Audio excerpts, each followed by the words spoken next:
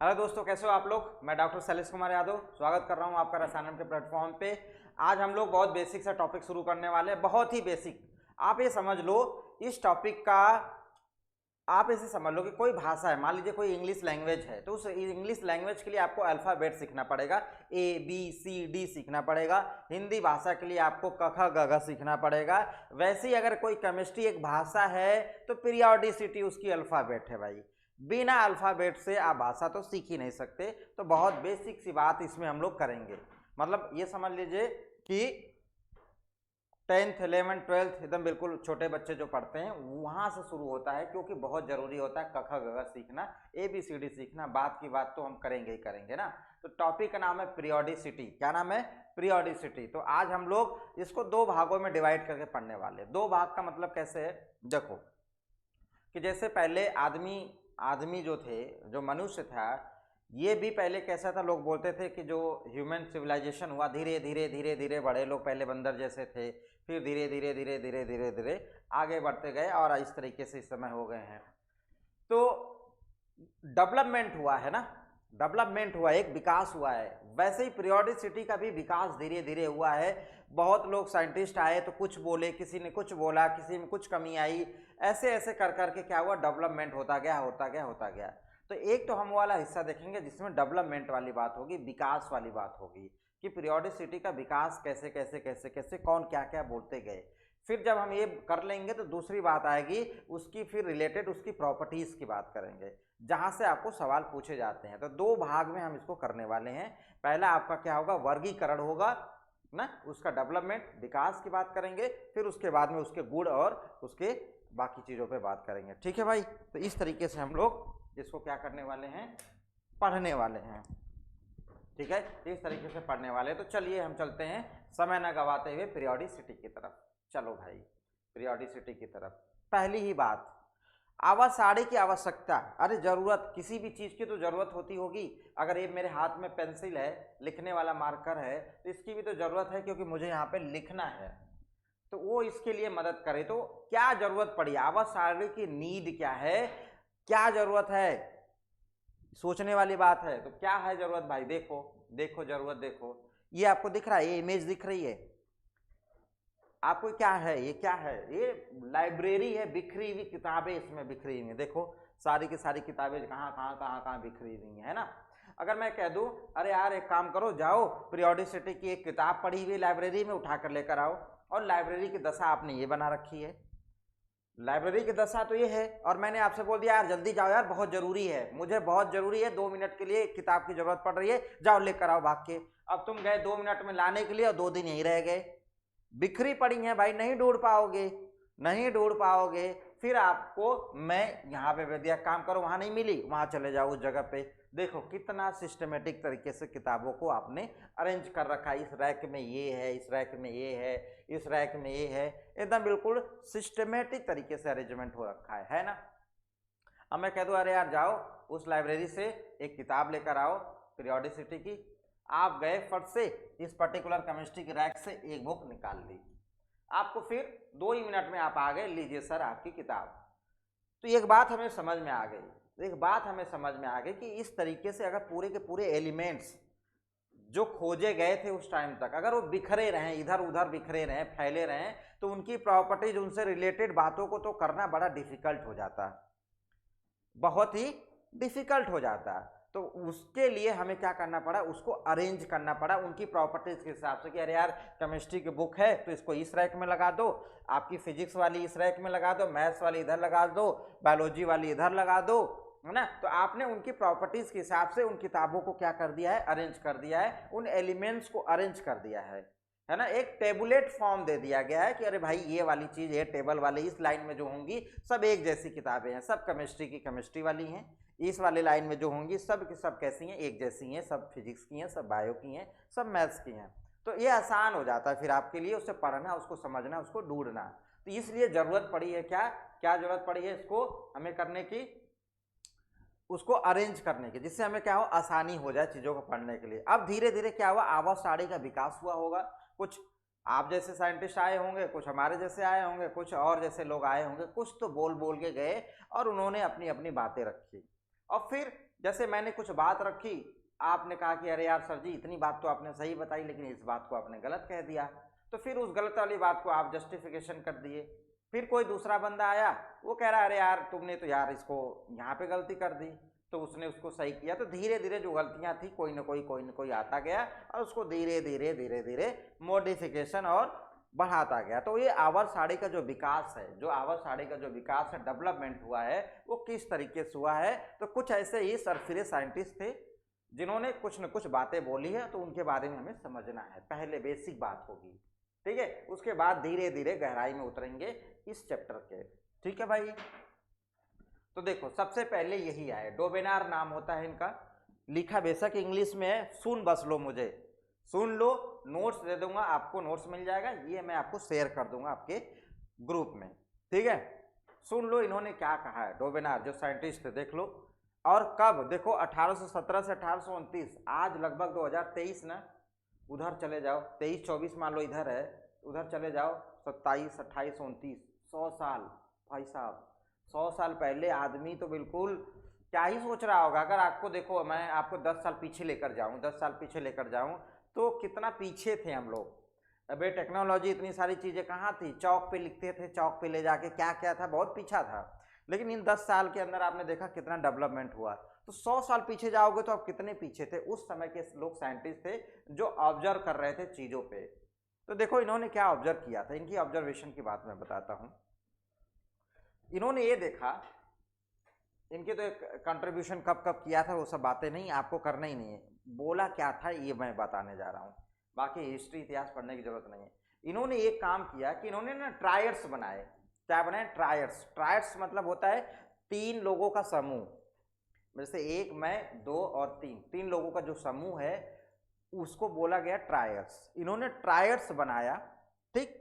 अब वो ट्रायर्स बनाने के बाद में इन्होंने क्या किया कि जो पहला वाला एलिमेंट था और जो तीसरा वाला एलिमेंट था उसके एटॉमिक मास को इन्होंने जोड़ दिया। मतलब पहला और तीसरे के एटॉमिक मास ना, मतलब आपका जो द्रव्यमान था, परमाणु का जो भार होता है, पहले का और तीसरे वाले का क्या किया, लेकर उसका मीन निकाल दिया और कहा कि दूसरे वाला का आ जाएगा। देखो कैसे, इनका क्या कहने का मतलब था, देखो समझो, समझो इस बात को। कुछ तत्व दिए गए हैं, कुछ एलिमेंट्स दिए गए हैं। इन तत्वों में देखो जैसे लिथियम, सोडियम और पोटेशियम, ये कुछ हैं, ठीक। तो लिथियम, सोडियम, पोटेशियम में इन्होंने क्या कहा कि यार लिथियम का परमाणु भार ले लो और पोटेशियम का परमाणु भार लेके जोड़ के डिवाइड बाय 2 कर दो, मतलब उनका मीन निकाल लो, तो तुम्हें मिल जाएगा सोडियम का परमाणु भार मिल जाएगा। इसी तरीके से उन्होंने कहा कैल्शियम का परमाणु भार ले लो और बेरियम का परमाणु भार लेके डिवाइड बाय 2 कर दो, मतलब उसका मीन ले लो तो स्ट्रांसियम का निकल जाएगा। क्लोरीन का ले लो, आयोडीन का ले लो, इसके परमाणु भार को जोड़ो और डिवाइड बाय 2 कर दो तो ब्रोमीन का निकल जाएगा। तो ये बात इन्होंने बोली। देखो ट्रायड्स का मतलब, देखो हर एक ब्लॉक में 3-3 एलिमेंट्स पड़े हुए, 1 2 3, ऐसे देखो 3।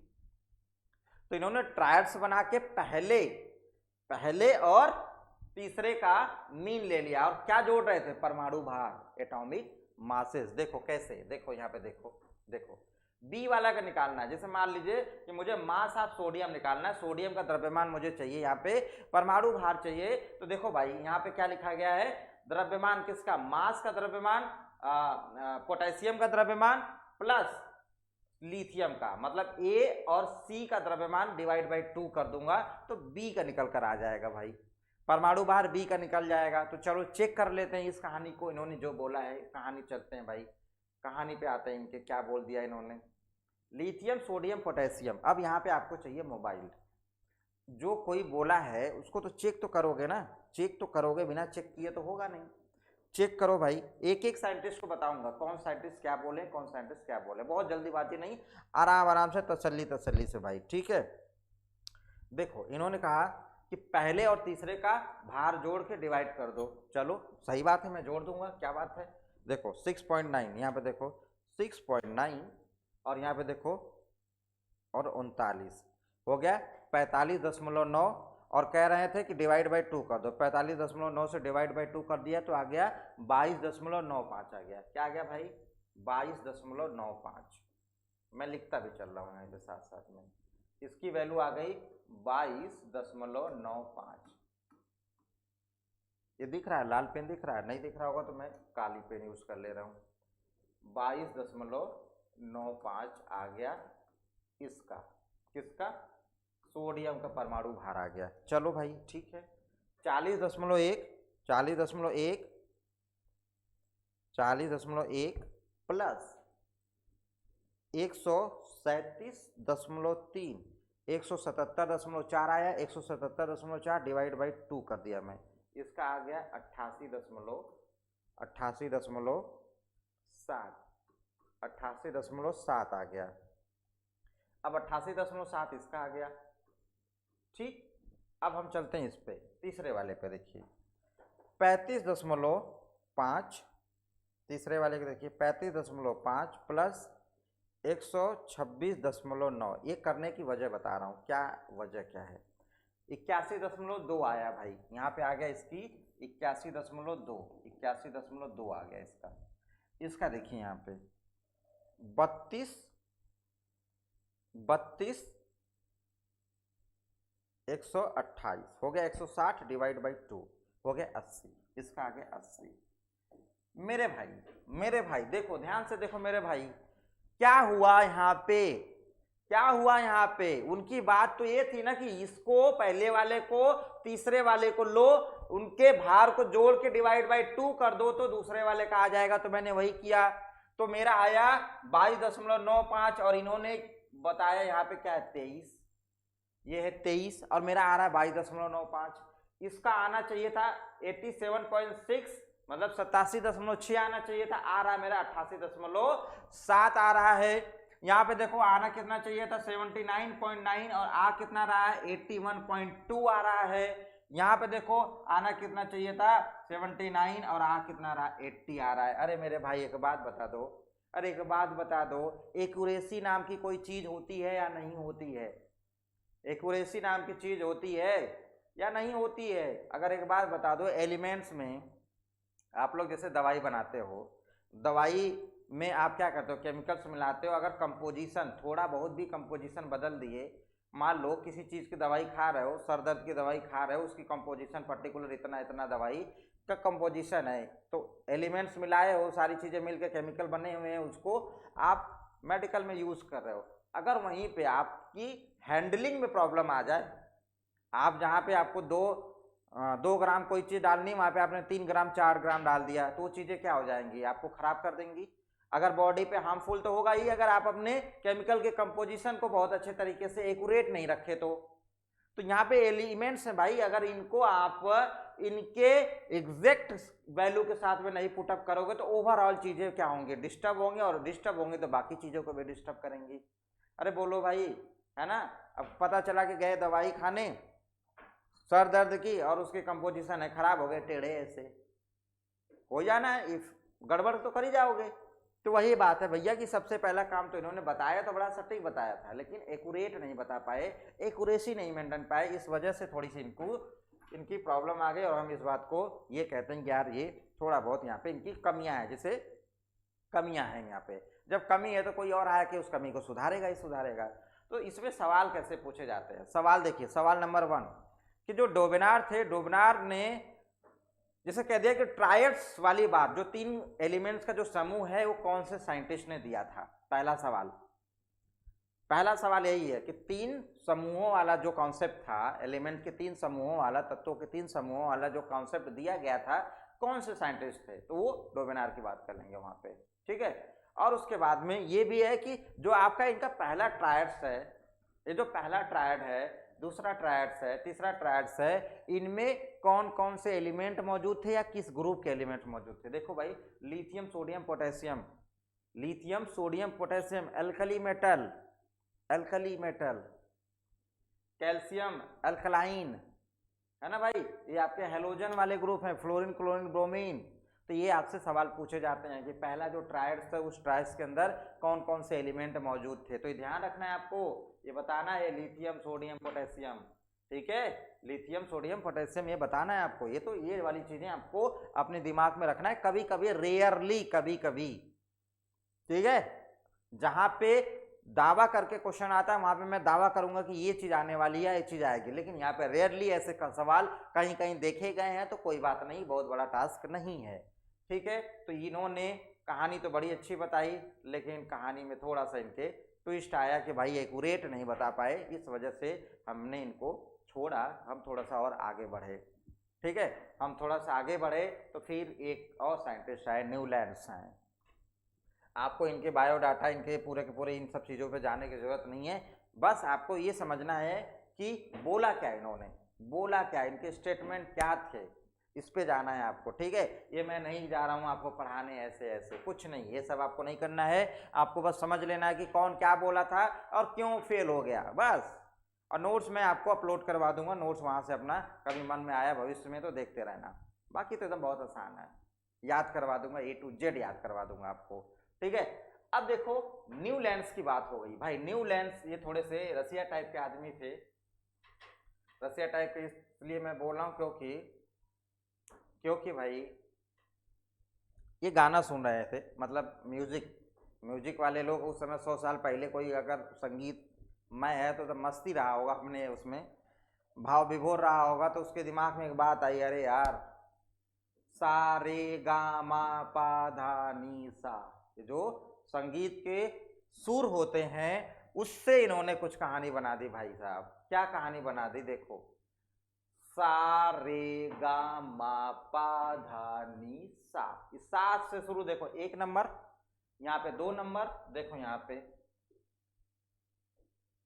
बुढ़ऊ 100 साल पहले गाना सुन रहे थे, उसी से बना दिए ये बात। देखो यहाँ पे भाई सा रे गा मा पा धा नी सा, सा का मतलब यहाँ पे 1 नंबर दे दिया हूँ, 2 number, 3 number, 4 number, 5 number, 6 number और 7 नंबर।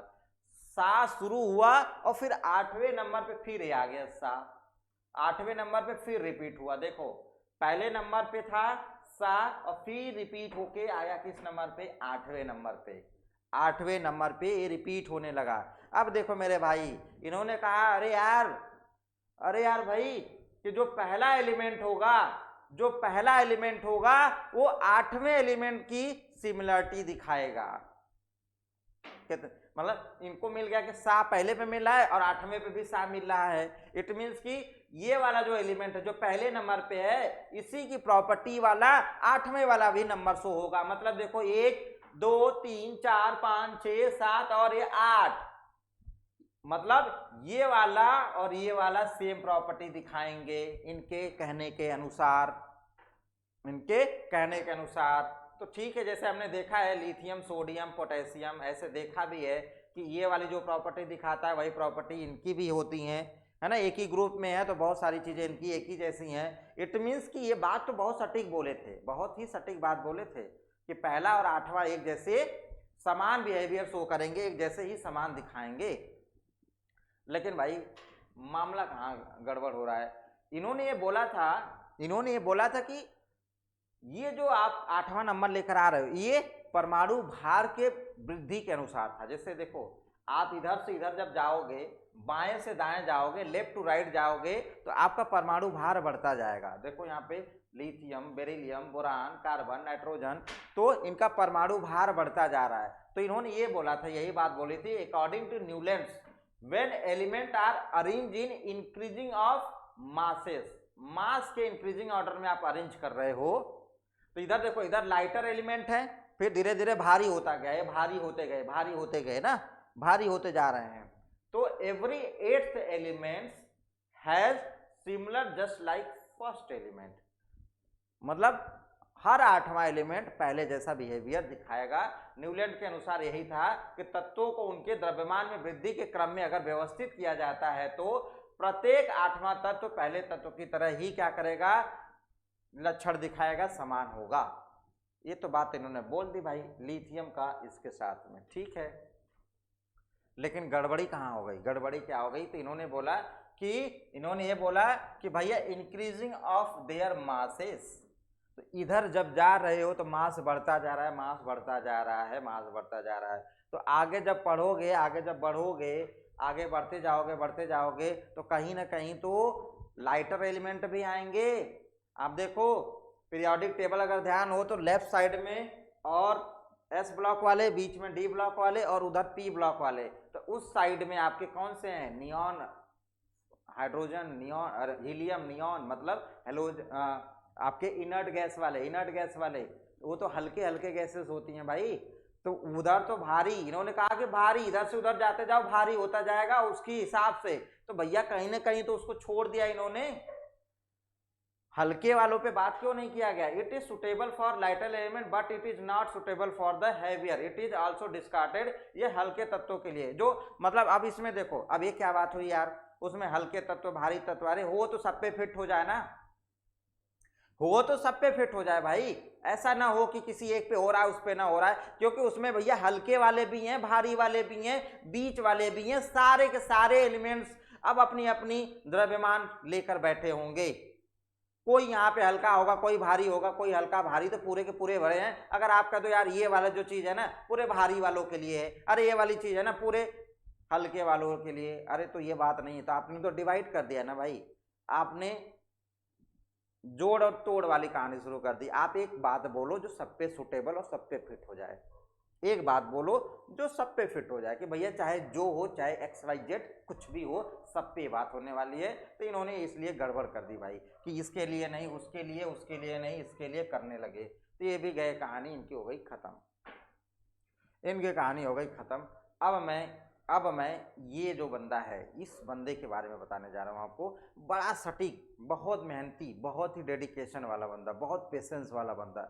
रिस्पेक्ट है मुझे इनकी भाई। 7 साल अपने जीवन का, 6 से 7 साल अपने जीवन का इन्होंने क्या किया, लगाया इस पर्टिकुलर ये कर्व बनाने के लिए भाई। ये आपसे पूछा भी जाता है, लूथर मेयर कर्व बार बार आया हुआ है, Luther mayor curve, Luther mayor curve. भाई बंदे के अंदर बहुत ही डेडिकेशन था। इन्होंने अपने जीवन का 6 से 7 साल लगभग क्या किया, एक काम करने के लिए लगाया। और देखो सबसे बड़ी बात क्या है, मैं क्यों कह रहा हूं सहानुभूति है मेरी, सबसे बड़ी बात यह है कि तुम क्या किए हो, काम पूरा तुमने किया, पूरा काम तुमने किया है भाई। और श्रेय कोई और लेकर जाए, श्रेय कोई और उठा ले, तब कितना बुरा लगेगा भैया। अगर तुमने कोई भी काम 6 से 7 साल लगा के मेहनत करके तुमने किया है और 6-7 साल के बाद में वो काम कोई और ले ले कि अरे यार देखो ये काम मैंने कर दिया है, वाह ये तो मैंने कर दिया है, अरे भाई फिर क्या होगी, दिल पे क्या बीतेगी। अरे भैया वही चीज, इसीलिए सहानुभूति है मेरी इनके साथ में। क्यों सहानुभूति, इसीलिए है। देखो भाई देखो, ध्यान से सुनो, होता क्या है रिसर्च और बाकी साइंस के फील्ड में क्या होता है कि अगर आप कोई काम कर रहे हो ना तो उसे पब्लिश करो। जैसे आप अभी जमीन ले रहे हो, तो भैया जमीन ले रहे हो तो जाओ रजिस्ट्री करवाओ, उसकी रजिस्ट्री करवाओ। अदरवाइज आपने पैसा दे दिया है और चलो भैया पैसा दे दिया तो अब अपनी हो गई है, कोई भी आके कब्जा कर लेगा और हटेगा नहीं, जाओ कोर्ट कचहरी लड़ते रहो। और उसने अगर रजिस्ट्री करवा ली किसी भी तरीके से 3 का 13 करके, तो भैया तुम्हारा पैसा भी डूब गया। तो कहने का मतलब है कि अगर तुमने कोई काम किया है, अगर तुम कोई रिसर्च किए हो या कोई प्रॉपर्टी खरीदे हो, कुछ किए, तो उसे अपने नाम करवाओ, पहले अपने नाम लो, तब जाके उस पर दावा ठोकोगे कि ये काम मैंने किया है, ये काम मेरा है। तो इन्होंने बस वही काम नहीं किया, इनका काम पब्लिश ही नहीं हो पाया था। इसीलिए देखोगे कि लूथर मेयर बहुत ज्यादा नहीं आपको दिखते हुए नजर आते हैं, बस अभी जिक्र होगा, फिर उसके बाद में इनका जिक्र भी नहीं होगा। ठीक है, तो कोई ना कोई आता है अपना कांड करके चला जाता है। तो यहाँ पे देखो लिखा है his work however did not gate publish until 1870 तक। जब इन्होंने काम शुरू किया था तो पब्लिश ही नहीं हुआ था तब तक, जब ये काम किए थे ना।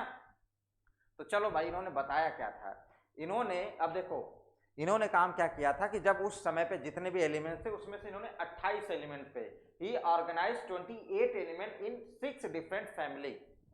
28 एलिमेंट को 6 डिफरेंट फैमिली में इन्होंने क्या किया था, ऑर्गेनाइज किया था। एटॉमिक मास, द्रव्यमान, द्रव्यमान मतलब परमाणु भार के उसमें में। आप इस पे मत जाना अंग्रेजी लिखा हुआ है यार, सुनो जो बोल रहा हूँ वही सुनते जाओ, यही कहानी है, कुछ भी नहीं है। डेवलपमेंट हो रहा है, विकास हो रहा है यार। ये नहीं पूछेगा कि चलो लिखो यहाँ पे लूथर मेयर की कहानी लिखो, इनका पैदाइशी लिखो, यहाँ पे वो नहीं आ रहा है ना, जीवनी लिखने के लिए नहीं, कुछ भी नहीं, बस क्या बोला गया उस बात सुनना है, वो समझना है। मतलब ये 28 एलिमेंट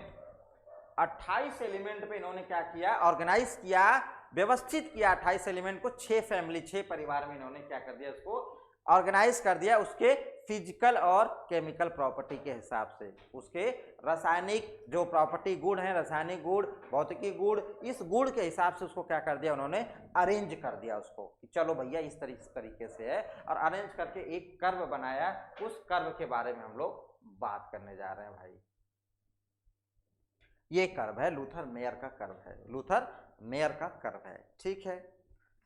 अब इसी के लिए इन्होंने पागलपंती दिखाई थी काफी लंबे समय तक, बहुत बढ़िया काम किया था। देखो भाई, देखो यहाँ पे ये जो वाई एक्सिस है, ये क्या है, वाई एक्सिस, और एक है एक्स एक्सिस, वाई एक्सिस और एक एक्स एक्सिस, ठीक है, ठीक है। एक आता है, एक मीम चल रहा था ना बीच में, नून रोटी खाएंगे, पता नहीं ऐसे कुछ था, नून रोटी खाएंगे लेकिन इन्हीं के साथ रहेंगे, ठीक है। तो वही वाली बात है, ये मैंने कहीं सुना था, मुझे ध्यान नहीं आ रहा अभी। तो वही बात है कि ठीक है, वाई एक्सिस पे क्या है, एटॉमिक वॉल्यूम, एटॉमिक वॉल्यूम, और यहाँ पे एक्स एक्सिस पे क्या है, एटॉमिक मास। तो पहला सवाल आपसे यही पूछता है कि लूथर मेयर का कर्व किसके किसके बीच में बना है, लूथर मेयर का कर्व किसके किसके बीच में बना है भाई, तो atomic volume versus atomic mass, इसके वर्सेस वो, इसके वर्सेस वो, 4 ऑप्शन दे देगा। तो अपने खोपड़ी में बैठा के रखिएगा क्या, atomic volume, atomic volume versus atomic mass के बीच में बना हुआ है। बार बार पूछे जाने वाले सवाल हैं भाई, बार बार पूछे जाने वाले हैं। तो एक पहला पॉइंट आपको तो यही मिल गया, पहला पॉइंट आपको यही मिल गया। अब आ जाओ, अब क्या इन्होंने क्या भसड़ मचाई है, इस भसड़ को देख लें। देखो ध्यान से देखो, एक कोई भी कर्व बनता है, देखो भाई कोई भी कर्व बनता है तो कोई भी कर्व के अंदर 2-3 चीजें होती हैं जो आपको देखना चाहिए। देखिए जैसे ये मैं कर्व बना रहा हूँ, एक रफली कर्व बना रहा हूँ आपके सामने, जैसे मैं मान लीजिए कर्व बना रहा हूँ, ऐसे कोई सा भी कर्व है, तो देखो इस कर्व के अंदर एक तो ये डाउन पॉइंट है, एक अपर पॉइंट है, टॉप है, एक बॉटम है, एक नीचे वाला हिस्सा है, एक ऊपर वाला, एक ऊपर चढ़ते समय, थोड़ा बड़ा बना दूं क्या, ऐसे बना के मिटा दूंगा ना, थोड़ा दिखेगा आपको। देखो ये पीला वाला देखना भाई, पीला वाला देखना, ये देखो ये आपका बॉटम है, नीचे वाला हिस्सा, ये ऊपर वाला हिस्सा, और ये वाला जो हिस्सा है ये बीच ऊपर जा रहा है ना, ऊपर की तरफ जा रहा है, जिसको आप लोग क्या बोलते हो, असेंडिंग बोलते हो या फिर आरोही बोलते हो। आरोही और अवरोही दो होते हैं, ये आपका बढ़ते ऊपर की तरफ, और ऐसे जब नीचे की तरफ आएगा, ये नीचे की तरफ क्या होगा, तो घटते क्रम में ये डिसेंडिंग ऑर्डर में नीचे की तरफ आएगा। तो 3 चीजें 4 चीजें मिली आपको। पहली चीज क्या मिली है भाई, पहली चीज आपको इसमें ये मिली है, पहली चीज आपको ये मिली है कि भाई ग्राफ में एक नीचे वाला हिस्सा होता है, एक ऊपर वाला हिस्सा होता है, एक चढ़ते समय होता है, एक उतरते समय होता है। मैं अगर ऐसे बना दूं तो ये नीचे वाला हिस्सा, ये ऊपर वाला हिस्सा, ये चढ़ते वाला हिस्सा और ये उतरते वाला हिस्सा, ये 4 ही बात तो आपको दिख रही है कर्व के अंदर। तो इन्हीं चारों बातों पे हम लोग चर्चा करने वाले हैं। देखिए क्या चर्चा है इसमें, देखिए भाई क्या चर्चा हो रही है, चर्चा देखते हैं। देखिए यहाँ पे देखिए ये वाला जो हिस्सा है, ये वाला जो हिस्सा है, ये अपर हिस्सा है, अपर पॉइंट, ये वाला अपर पॉइंट, व्हाइट व्हाइट दिख रहा है आपको, व्हाइट दिख रहा है, नहीं दिख रहा है, लाल कर दूं, देखो ये वाला हिस्सा देखो, ऊपर वाला हिस्सा, ये देखो ऊपर वाला हिस्सा, ये देखो ऊपर वाला हिस्सा, और ये देखो ऊपर वाला हिस्सा, और ये देखो ऊपर वाला हिस्सा। तो इसका मतलब देखो ऊपर वाले इस कर्व में ऊपर क्या है, लिथियम, देखो लिथियम, सोडियम, पोटेशियम, रुबिडियम और caesium. Lithium, sodium, potassium, rubidium और सीजियम जो अल्कली मेटल हैं, कहाँ बैठे हैं, टॉप पे बैठे हुए हैं। कहाँ पे, टॉप पे बैठे हुए हैं, टॉप पे, ऊपर बैठे हुए हैं, ऊपर। पहली बात यही कि टॉप पे कौन बैठा हुआ है, अल्कली वाले बैठे हुए हैं, अल्कली वाले, ठीक है। अब आ जाओ भाई, नीचे की तरफ बढ़ते हैं, नीचे की तरफ बढ़ते हैं। अरे भाई देखो देखो देखो, यहां से मैं जब नीचे की तरफ उतर रहा हूं तो ये देखो, यहाँ पे नीचे की तरफ जब उतर रहा हूं, ये नीचे की तरफ ग्राफ है, नीचे की तरफ जा रहा है। देखो ग्राफ नीचे में, रंग बदल दूं ना, कलर में बदल देता हूं, मान लो नीला कलर, ये देखो यहाँ पे नीला कलर, देखो यहाँ पे नीला कलर, देखो ये जब हम नीचे की तरफ आ रहे हैं, ये नीचे की तरफ आ रहा है, नीचे की तरफ, ये देखो नीचे की तरफ एक कर्व, यहाँ पे नीला कलर दिख रहा है ना, नीला कलर। अब एक ये कर्व तो चढ़ा, ये नीचे की तरफ आ रहा है, देखो नीला कलर, ये चढ़ा, ये नीचे की तरफ आ रहा है, ये नीला कलर, नीला। तो मेरे भाई नीले कलर पे देखो बेरिलियम, मैग्नीशियम, कैल्शियम, स्ट्रांसियम और बेरियम। अरे मेरे भाई क्या है ये? अल्कलाइन अर्थ मेटल है। कहाँ पे? जब ग्राफ आपका नीचे की तरफ आ रहा है उसके मिड में पड़ा हुआ है। देखो ये ग्राफ नीचे की तरफ आ रहा है ना, ये ग्राफ नीचे की तरफ तो आ रहा है ना भाई, ये ग्राफ नीचे की तरफ आ रहा है तो उसके मिड में कौन कौन से पड़े हैं? अल्कलाइन, जो क्षारी धातु होते हैं, क्षारी मृदा धातु, वो कहाँ पड़े हैं? जब ग्राफ नीचे की तरफ आ रहा है उसके मिड में मौजूद है यहाँ पे। ठीक है भाई, तो ये आपको समझ में आ गया कि टॉप पे कौन मौजूद है और मिड, नीचे की तरफ आते समय मिड में कौन मौजूद है। तो आपके यहाँ पे अल्कलाइन है। चलो इतनी बात तो समझ लिए। अब और देखो, और देखो भाई, और देखो, फिर से लाल ले लेता हूं। देखो ऐसे कर्व चढ़ रहा है ना, एक कर्व चढ़ रहा है, देखो चढ़ रहा है। यहाँ पे एक पॉइंट देखो, यहाँ पे देखो क्लोरीन, ये कर्व देखो ऐसे आप ऊपर की तरफ चढ़ रहा है। देखो यहाँ पे ब्रोमीन, देखो एक कर्व ऐसे आया और ऐसे चढ़ रहा है, ये ऐसे आया डाउन, फिर ये ऐसे ऊपर की तरफ चढ़ रहा है। तो यहाँ पे देखो क्या है? आयोडीन है ना भाई, और फिर ऐसे नीचे की तरफ। तो देखो क्लोरीन, ब्रोमीन, आयोडीन कहाँ पे? जब कर्व ऊपर की तरफ चढ़ रहा है तब क्लोरीन, ब्रोमीन और आयोडीन ऊपर की तरफ जब चढ़ रहे हैं तब आ रहा है उस पर। ठीक है भाई, तो मतलब आपका जो कर्व नीचे की तरफ आ रहा था तो उसके बीच में क्षारी मृदा धातु थे, अल्कलाइन अर्थ मेटल थे, और आप यहाँ पे आपके क्षार वाले जो धातु हैं जिसको आप लोग क्या बोलते हो? अल्कली मेटल बोलते हो। अब यहाँ पे आपके कौन से वाले? क्लोरीन, ब्रोमीन, आयोडीन वाले आपके कहाँ पे हैं? चढ़ते समय हैं। और ये देखो तीन पीले पीले बॉक्स दिख रहे हैं, तीन पीले बॉक्स में देखो ये वाला जो बॉक्स है, जो नीचे वाला ये हिस्सा, इसमें सारे के सारे आपके पी ब्लॉक वाले भरे पड़े हैं, और इन दोनों के दोनों हिस्से में आपके कौन से वाले भरे पड़े हैं? आपके डी ब्लॉक वाले भरे पड़े हैं। ये आपको याद नहीं करना है, अभी आपको बता देता हूँ सवाल पूछता कैसे है। सवाल कहाँ से पूछता है? देखो भाई, देखो बड़ा ध्यान से देखना। एटॉमिक वॉल्यूम, वॉल्यूम क्या होता है? वॉल्यूम मतलब साइज, वॉल्यूम है ना, आयतन, आयतन। देखो लूथर मेयर ने कब, उतने साल पहले ही एक बात बता दी थी कि भाई साहब आपको एक बात बता दी थी। क्या बात थी वो? देखो बात ये थी कि जो आपके अल्कली मेटल होते हैं, जैसे सीजियम है भाई, देखो सीजियम एक कर्व पे सबसे ऊपर आ रहा है, ये एटॉमिक वॉल्यूम मतलब ये साइज बढ़ता जा रहा है, ऊपर की तरफ जा रहे हो, बढ़ता जा रहा है, बढ़ता जा रहा है। तो देखो भाई सीजियम यहाँ पे मौजूद है ना ग्राफ में, और सीजियम देखो सबसे ऊपर है, सबसे ऊपर कौन सा है? सीजियम सबसे ऊपर है ना। इन्होंने उसी समय बता दिया था कि अल्कली मेटल के वॉल्यूम सबसे हाई होते हैं। वॉल्यूम मतलब साइज, वो अल्कली मेटल, जैसे आपसे मैं पूछूं पूरे पीरियोडिक टेबल में साइज में कौन सा सबसे बड़ा है, तो आप कहते हो ना सीजियम सबसे बड़े साइज का है। ये बात कौन बताया था? बहुत पहले ये बुढ़ऊ बता दिए थे, बहुत पहले, कि भैया ये देख रहे हो, देख रहे हो कर्व पे देखो, देखो यही बाद में आपने मेंडलीफ, बाद में मॉडर्न पीरियोडिक टेबल पढ़ा, सब में यही बात आई कि जो सीजियम है आपका ये सबसे बड़े साइज का मिल रहा है। ये बात बहुत पहले इन्होंने बता दिया था। देखो फिर उसके बाद में आपकी इधर देखो रुबिडियम, अरे देखो ना भाई रुबिडियम। तो इसका मतलब ये है कि इन्होंने एक बात क्लियर कर दी थी कि भाई साहब जो आपके अल्कली मेटल वाले हैं इनका साइज बड़े बड़े साइज वाले हैं ये। ठीक है, तो ये बात देखो कितनी इंपॉर्टेंट बात है यहाँ पे, सीजियम बहुत पहले बता दिया गया है। देखिए सवाल कैसे पूछा जाता है, सवाल कैसे पूछा गया है, पहले तो इसको हम समझ लेते हैं। Every peak was occupied by alkali metal. Peak का मतलब जो ग्राफ का सबसे ऊपर वाला हिस्सा होता है उसको बोलते हैं पीक। ग्राफ के सबसे ऊपर वाले हिस्से को हम लोग क्या बोलते हैं भाई जी? पीक बोलते हैं। Every peak was occupied by alkali metal.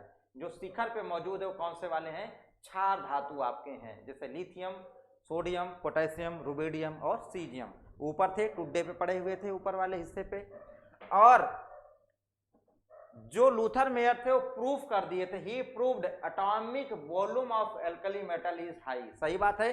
Caesium देखो, सीजियम का आयतन कितना बड़ा था, बड़े साइज का था। बोलो ना भाई, क्षार धातु का आपका परमाणु आयतन तो अधिक था, ये बात इन्होंने प्रूफ कर दी थी। अगली बात, जो असेंडिंग पार्ट ऑफ कर्व है, असेंडिंग पार्ट का मतलब होता है जो कर्व की चढ़ाई होती है ना, कर्व की चढ़ाई, जिसको आप लोग आरोही अवरोही इस वाले शब्द में पढ़ते हो। तो असेंडिंग मतलब कर्व की चढ़ाई वाले हिस्से पे कौन मौजूद था? Fluorine, chlorine, bromine, halogen group मौजूद था, आपने देखा था। और उतार पे कौन से थे? जब नीचे उतर रहा था, नीचे वाले पे कौन से थे? क्षारीय मृदा धातु थे, अल्कलाइन अर्थ मेटल थे, है ना।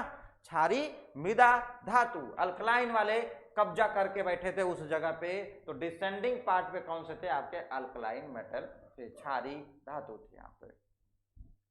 अब जो first curve was circle was, जो फर्स्ट कर्व था, जो पीले वाला बॉक्स था, पीले वाले में आपके पहले वाले में पी ब्लॉक थे और सेकेंड और थर्ड वाले में कौन कौन से डी ब्लॉक वाले एलिमेंट मौजूद थे। देख लीजिए यहाँ पे, देख लीजिए भाई, पहले वाले में पी ब्लॉक वाले इधर हैं, इसमें और इसमें डी ब्लॉक वाले आपके मौजूद हैं। ऊपर देखिए आपके क्षार धातु वाले मौजूद हैं ऊपर, और नीचे जब मिड में आ रहे हो तो आपके मृदा क्षारी वाले हैं, एल्कलाइन अर्थ मेटल वाले हैं, और फिर आप जब चढ़ रहे हो तो फ्लोरीन क्लोरीन ब्रोमीन वाले मौजूद हैं। जो कर्व आपका बना है वो एटॉमिक वॉल्यूम, ये बार बार इसलिए रिपीट कर रहा हूँ, यहाँ से सवाल पूछा गया है, एटॉमिक वॉल्यूम और एटॉमिक मास। बोलो मेरे भाई, इतनी बात समझ में आई? आ गई। सवाल भी आ गया, सवाल भी आ गया, सवाल भी आ गया। बताइएगा सवाल क्या है? सवाल ये है, which of the following relationship proposed graphically by Luther mayor. Luther, निम्नलिखित में से कौन सा संबंध लूथर मेयर द्वारा रेखांकन द्वारा प्रस्तावित किया गया था, जो कर्व बनाया गया था, जो ग्राफ बनाया गया था? क्या है पहली बात? Chemically properties versus atomic weight. ध्यान से सुनना, केमिकली प्रॉपर्टीज, जो chemical properties versus atomic weight, मतलब आपके जो रासायनिक गुण वर्सेस क्या है आपका, परमाणु भार। तो परमाणु भार तो नीचे था ही, एक्सिस पे, एक्स एक्सिस पे क्या था, परमाणु भार ही तो था। तो देखो परमाणु भार यहाँ पे, physical properties versus atomic weight, मतलब आपके कह रहा है कि जो भौतिक गुण है, भौतिक गुण वर्सेस आपका परमाणु भार। तो भौतिक गुण वर्सेस परमाणु भार की बात हो गई है। फिर भौतिक गुण वर्सेस एटॉमिक नंबर की बात हो गई है, परमाणु संख्या, और यहाँ पे परमाणु संख्या। तो कर्व में तो पहली बात देख लो, कर्व की तरफ आओ तो देखो एटॉमिक मास है, मतलब कहीं परमाणु नंबर की बात तो है ही नहीं, परमाणु संख्या की तो बात है ही नहीं। तो यहाँ पे क्या है, यहाँ पे एटॉमिक, एटॉमिक क्या है भाई, एटॉमिक एटॉमिक एटॉमिक क्या है यहाँ पे, एटॉमिक मास है। तो पहली बात आपको ध्यान रखनी कि एटॉमिक मास के रिस्पेक्ट में करनी है। दूसरी बात मेरे भाई, दूसरी बात देखो यहाँ पे, एटॉमिक वॉल्यूम है ना। अब एटॉमिक वॉल्यूम केमिकल प्रॉपर्टी है या फिर फिजिकल प्रॉपर्टी है, बताओ? रासायनिक गुण है या फिर भौतिकी गुण है? कौन सा गुण है? मैं अगर छोटा हूँ, मैं अगर छोटा हूँ, मैं अगर मोटा हूँ, है ना, मैं काला हूँ, मैं गोरा हूँ, तो ये तुम देख कर बता रहे हो कि रिएक्शन करके बता रहे हो? बताओ। अरे देख के ही तो बता रहे हो ना, अरे यार ये तो काला है, अरे यार ये तो गोरा है, अरे यार ये तो छोटा है, मोटा है। कैसे बताते हो? फिजिकली बता देते हो, देख कर बता देते हो भाई। वैसा ही गुण, जो भौतिक गुण वैसे ही होते हैं जो आप देख कर बता सकते हो। अरे यार ये पेन सॉलिड है, ये पेन ये है, ये है, वो है। तो ये जो साइज है, इतना बड़ा जो आयतन है, आयतन मतलब इतना बड़ा देख रहे हो, अरे यार ये तो क्या है, भौतिक गुण। मतलब मैं ये कह सकता हूं क्या कि जो आपका जो वॉल्यूम था, एटॉमिक वॉल्यूम, वो कैसी प्रॉपर्टी है, फिजिकल प्रॉपर्टी है। तो physical properties versus atomic mass, मतलब आपका भौतिक गुण बनाम किसके बराबर, परमाणु संख्या, परमाणु भार, परमाणु भार। बोलो भाई, physical properties versus atomic weight, physical properties versus atomic weight. Answer क्या होगा, बी हो जाएगा। आंसर क्या हो जाएगा, बी हो जाएगा। बात बोलो सही है या गलत, बात बोलो सही है या गलत? तो बात है बिल्कुल सही। तो मुझे देख कर बता सकते हो कि ये छोटू आदमी, ये छोटू आदमी, रिएक्शन तो नहीं ना करोगे, रिएक्शन करके बताने जाओगे? नहीं भैया, केमिकली हो ही नहीं सकता यहाँ पे। तो फिजिकल प्रॉपर्टीज है, ये आपका फिजिकल प्रॉपर्टी है जो आपने एटॉमिक वॉल्यूम बोला है, एटॉमिक वॉल्यूम जो आयतन है आपका, ठीक। और एटॉमिक वेट तो दिया ही था। आंसर आपका क्या होगा, ये। तो चलिए भाई, अभी इन 2-3 लोगों को पढ़ लिए हैं, अब इसके बाद में बाकी डेवलपमेंट किया जाएगा। खुद का भी डेवलपमेंट बहुत जरूरी है, अपना भी विकास करिए, और इसका तो विकास चल ही रहा है। तो अपना विकास रसायनम के प्लेटफॉर्म पे ही आकर आपका होगा विकास, तो हम करवा देंगे विकास। तो रसायनम प्लेटफॉर्म को ज्वाइन करिए, बहुत मज़ा आएगा पढ़ने में। तो आपका विकास तो आसानी से हो जाएगा, फिर बाकी लोगों का, मेंटली फंडली लोगों का विकास तो हम लोग करते रहेंगे। बाकी आप कुछ साइंटिस्ट होंगे जिनकी बात हम लोग करेंगे, अभी अगले लेक्चर में करेंगे, फिर धीरे धीरे इसको कहानी को खत्म करते हैं। बहुत एकदम फील फ्री, एकदम ओके, एकदम रिलैक्स होकर पढ़ते रहना, कहानी की तरीके से बताऊंगा सारी की सारी बातें। चलिए भाई, थैंक यू सो मच, मिलता हूं मैं आपसे अगले लेक्चर में, अभी के लिए इतना ही, धन्यवाद।